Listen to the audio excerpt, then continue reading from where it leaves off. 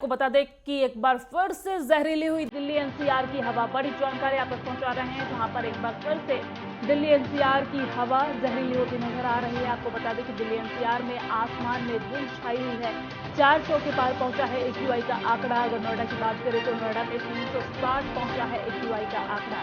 Greater Noida में 354 पहुंचा AQI का आंकड़ा। गाजियाबाद की अगर बात कर ले तो यहाँ पर 328 एक्यूआई का आंकड़ा है। गुरुग्राम में 320 है एक्यूआई का आंकड़ा। फरीदाबाद में 320 पहुंचा एक्यूआई का आंकड़ा।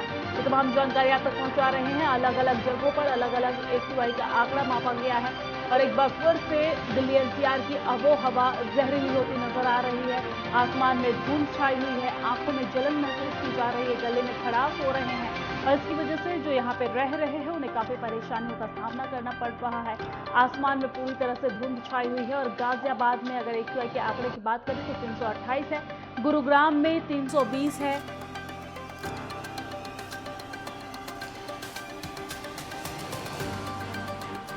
और इसी खबर पर ज्यादा जानकारी के साथ दिल्ली से हमारे संवाददाता मनोज प्रजापति हमारे साथ फोन लाइन पे जुड़ गए हैं। मनोज, दिल्ली एनसीआर में एक बार फिर से एक्यूआई 400 के पार पहुंचते नजर आ रही है। अलग अलग जगहों पर अलग अलग एक्यूआई दर्ज की गई है, क्या कुछ पूरी जानकारी?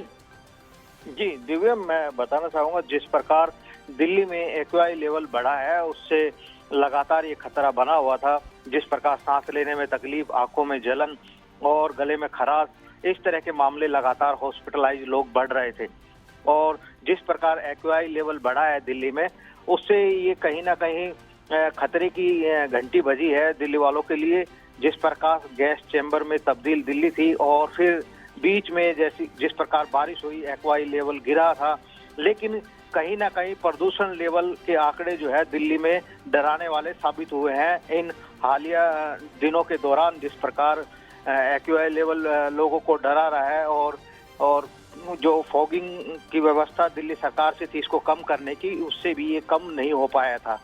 जी, सरकार की तरफ से और कौन कौन से कदम उठाए जा रहे हैं, क्योंकि लगातार जिस तरीके से एक्यूआई के जो आंकड़े हैं उसमें बढ़ोतरी दर्ज की जा रही है। हालांकि बीच में ऐसी स्थिति आई थी जब एक बार फिर से प्रदूषण का स्तर कम होता दिख रहा था, लेकिन फिर से जब अब देखा जाए तो एक्यूआई का जो स्तर है वो बढ़ता नजर आ रहा है। सरकार की तरफ से क्या कुछ कदम इस वक्त उठाई जा रही है?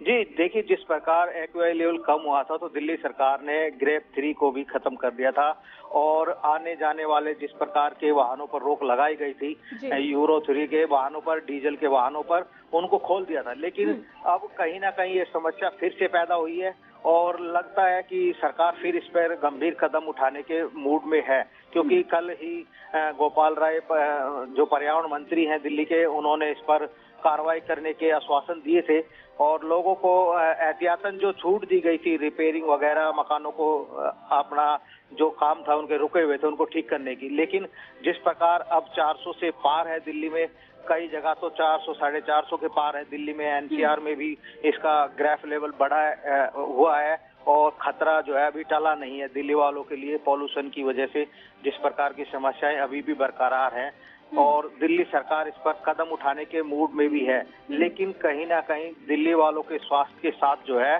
खिलवाड़ होता नजर आ रहा है। जी ठीक है, शुक्रिया तमाम जानकारी साझा करने के लिए।